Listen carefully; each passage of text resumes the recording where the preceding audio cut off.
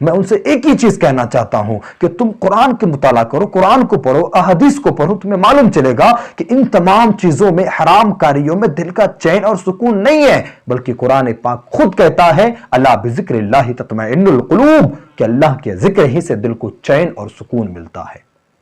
السلام علیکم ورحمۃ اللہ تعالی وبرکاتہ۔ حامدہ ونصلی ونصلی علی رسولہ الکریم، اما بعد۔ آج کا جو موضوع ہے وہ ذکر الہی ہے، اللہ کی تسبیح بیان کرنا۔ اللہ رب العزت نے انسان کو اور جن کو صرف اپنے عبادت کے لیے پیدا فرمایا، تو اللہ رب العزت کا ہم جتنا ذکر کرے وہ کم ہے۔ آج لوگ دل کو سکون دلانے کے لیے، چین دلانے کے لیے، اپنے بے قرار دل کو قرار دلانے کے لیے نہ جانے کتنے گناہ کرتے ہیں، الگ الگ چیز اپناتے ہیں۔ لوگ کہتے ہیں کہ جی ہم شراب اس لیے پیتے ہیں کہ دل سکون مل جائے، جوا اس لیے کھیلتے ہیں کہ ٹائم پاس ہو جائے، لیکن اس نے یہ کبھی نہیں سوچا کہ اصل دل کو جو سکون اور چین ملتا ہے وہ کس طرح ملتا ہے۔ دل کو سکون اور چین جو ملتا ہے صرف اللہ رب العزت کے ذکر سے ہی ملتا ہے۔ اللہ رب العزت قرآن پاک میں ارشاد فرماتا ہے الا بذکر اللہ تطمئن القلوب، کہ اللہ کے ذکر ہی سے دل کو چین ہے۔ ایک دنیاوی مثال لے لو کہ انسان کو جینے کے لیے، انسان کو کام کاج کرنے کے لیے جس طرح پیٹ کو پالنا ضروری ہے، یعنی انسان کا جو غذا ہے، وہ کھانا ہے، وہ خوراک ہے، جب وہ اسے نہ ملے تو وہ کمزور ہو جاتا ہے، اٹھ بیٹھ نہیں سکتا۔ اسی طرح دل کو سکون اور تسلی دلانے کے لیے دل کے جو غذا ہے وہ اللہ کا ذکر ہے۔ لوگ اسی سے غافل ہیں۔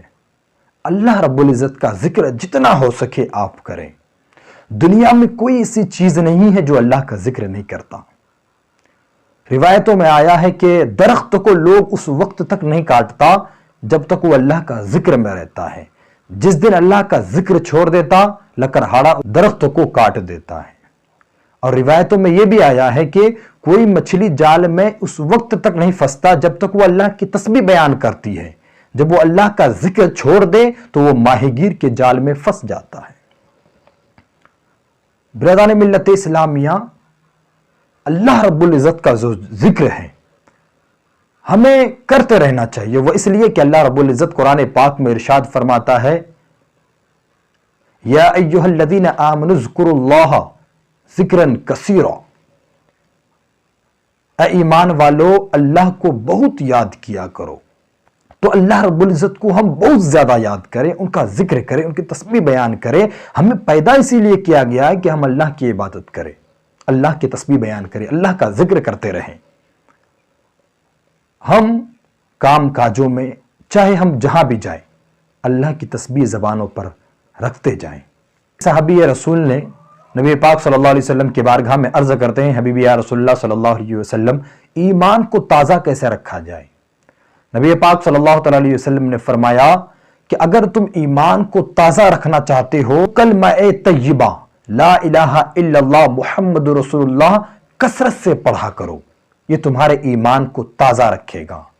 تو حدیث پاک سے ہمیں صاف طور پر ظاہر ہو گیا، معلوم ہو گیا کہ اگر دل کو صاف ستھرا رکھنا ہے، تازگی رکھنا ہے، تو اللہ رب العزت کا کلمہ تمہارے زبان پر ہونا چاہیے۔ نبی پاک صلی اللہ علیہ وسلم ارشاد فرماتے ہیں جو شخص سچے دل سے کلمہ طیبہ پڑھے تو اس پر دوزخ جو ہے حرام کر دیا جاتا ہے۔ یعنی انسان اگر کلمہ طیبہ لا الہ الا اللہ محمد رسول اللہ کو کثرت سے پڑھا کرے، روزانہ پڑھے، تو اللہ کے نبی صلی اللہ علیہ وسلم فرماتے ہیں کہ اسے دوزخ اس پر حرام کر دیا جاتا ہے۔ جو اللہ رب العزت کے ذکر سے غافل ہوتا ہے انسان، جو اللہ رب العزت کا ذکر نہیں کرتا، بعض اوقات ایسا ہوتا ہے کہ شیطان اسے وسوسے ڈالتا ہے اس کے اوپر۔ شیطان وسوسے کرتا ہے کہ تمہارا دل ہی نہیں حاضر ہے تو تم ذکر کر کے کیا فائدہ تمہیں، اللہ کا ذکر کر کے کیا تمہیں ملے گا جب تمہارا دل ہی حاضر نہیں ہے۔ تو اس شیطانی وسوسے سے ہمیں بچنا ہے۔ بچنے کا نسخہ ہمارے بزرگوں نے بتایا ہے۔ امام غزالی رحمۃ اللہ علیہ فرماتے ہیں کہ شیطانوں کے وسوسے سے بچنے کے لیے تین طرح کے لوگ ہوتے ہیں۔ شیطانی وسوسے بچنے کے لیے تین طرح کے لوگ ہوتے ہیں۔ ایک وہ کہتا ہے کہ شیطان تو نے اچھا یاد دلایا کہ دل ہی حاضر نہیں ہے تو کہاں سے اللہ کا ذکر کرے، تو سنو میں اب دل کو بھی حاضر کروں گا اور زبان سے اللہ رب العزت کا ذکر کروں گا۔ تو جب یہ انسان سوچے جب انسان کو شیطان وسوسہ ڈالے کہ تمہارا دل ہی نہیں حاضر ہے تو تم اللہ کا ذکر کیوں کرتے ہو، تو اس وقت اگر انسان یہ سوچے کہ تم یہ کہتے ہو کہ دل حاضر نہیں ہے، تو اب سنو کہ میں دل بھی حاضر کروں گا، اللہ کا ذکر بھی کروں گا، تو اس وقت شیطان کے منہ پر نمک گرتا ہے، اس وقت شیطان کو افسوس ہوتا ہے کہ میں نے اسے کیوں کہا۔ اور دوسرا شخص وہ احمق ہوتا ہے جو کہتا ہے کہ ہاں شیطان تو نے تو صحیح کہا، جب دل ہی نہیں حاضر ہے تو اللہ رب العزت کا ذکر کر کے مجھے کیا فائدہ ہوگا۔ اور تیسرا شخص وہ ہے جو یہ کہتا ہے کہ دل اگرچہ حاضر نہیں ہے لیکن زبان تو ہے، اللہ نے زبان تو دی ہے، میں اس سے اللہ رب العزت کا ذکر کروں گا۔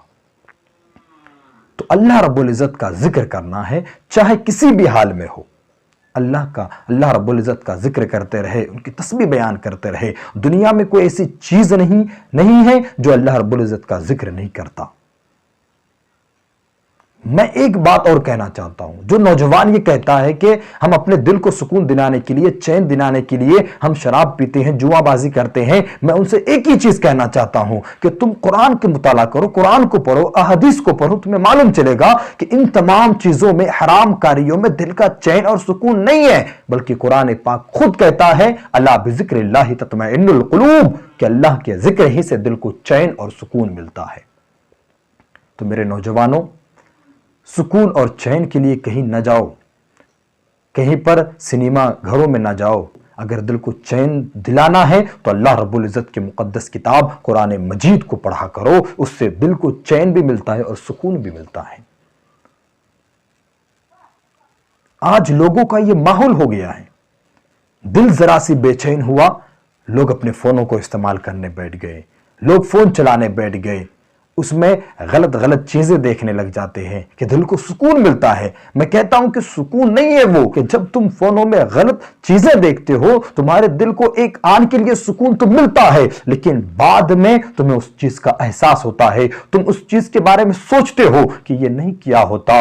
اس لیے میں کہتا ہوں کہ ان تمام چیزوں میں سکون اور چین نام کی کوئی چیز نہیں ہے، لیکن اگر اللہ کا ذکر کرے، اللہ کی تسبیح بیان کرے، تو اس میں ہر ایک انسان کے لیے چین اور سکون